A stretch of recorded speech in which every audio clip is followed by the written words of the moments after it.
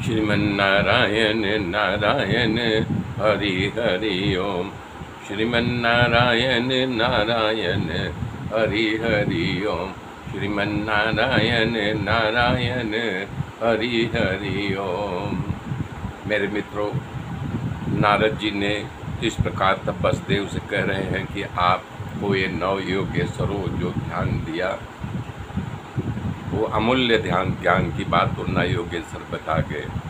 तब वसुदेव ने योगेश्वरों की पूजा की और 9 योगेश्वर वहाँ से अंतर ध्यान हो गए।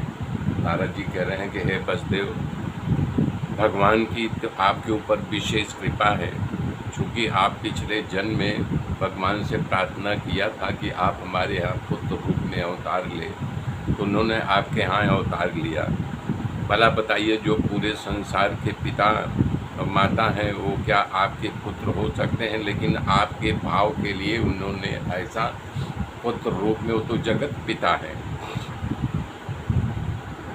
कह रहे हैं कि आप अपनी दृढ़ भक्ति के द्वारा उनको जो है यानी कि पूजे, आपकी भक्ति इसमें लगे रहे। उनके जो द्वेषी थे उन्होंने उनको मुक्त कर दिया, जैसे शिशुपाल, प्रणव, साल्व, दंत्रवक्र आदि भगवान के देशी थे न, उनको मार करके भगवान ने मुक्त कर दिया। आप तो उनके परम हितैषी हो, उनके सुहित हो, उनको पुत्र भाव में देख रहे हो, उनका लालन पालन किया है, तो आप तो मुक्त होने की कोई शंका न, आप तो पहले से ही मुक्त हो। लेकिन विशेष कृपा का पात्र है कि इसका परिचय कराया, देवकी वसुदेव को बोला आप अखंड रूप से भगवान में लगे रहिए। इस प्रकार ज्ञान दे करके नारद जी भी वहाँ से चले गए। सुखदेव जी कह रहे हैं, इस तरह से नारद जी ने उपदेश दे करके जब वहाँ से गए तो ब्रह्मा, देवता और शंकर भगवान सब धरती पर आए। क्यों? अगर नारद वहाँ रहते तो जो भगवान जिस कार्य के लिए ब्रह्मा और शंकर भगवान देवताओं को लेके आए थे, तो वो काम में वो बाधा डाल सकते थे, क्योंकि भगवान के परम भक्त नारद जी हैं। तो यहाँ पर बात ये उठ रही है कि नारद जी रोड़ा बन जाते। देवताओं का आगमन का कारण प्रभु श्री कृष्ण को धरा छोड़ करके स्वधाम जाने की विनती करना था।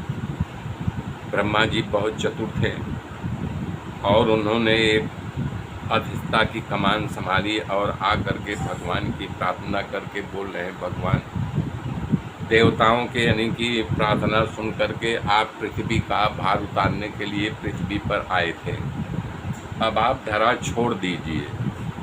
तब यहाँ सवाल उठता है कि भगवान कदाचित पूछें कि धरा छोड़ दूँ तो हमारे भक्तों का क्या काम होगा? तो खुद ब्रह्मा कह रहे हैं, आपकी कथा इस धरती पर है और वही कथा आपके भक्तों को जीवन दान देगी, मुक्ति का रास्ता बताएगा।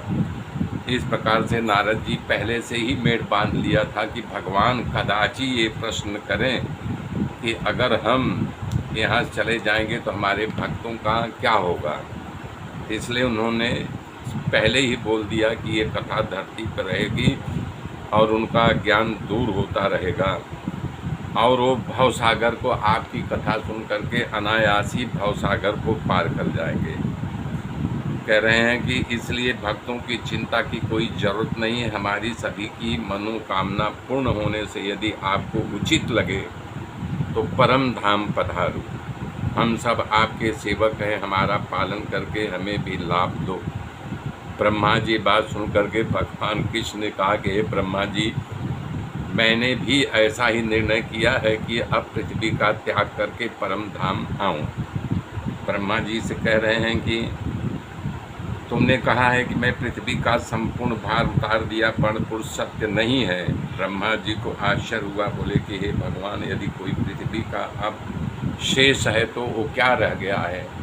मेरे मित्रों, मेरे साथ बने रहिए, आगे की गाथा फिर कल जोड़ूंगा। तब तक के लिए जय श्री राम, जय श्री राम, जय श्री राम।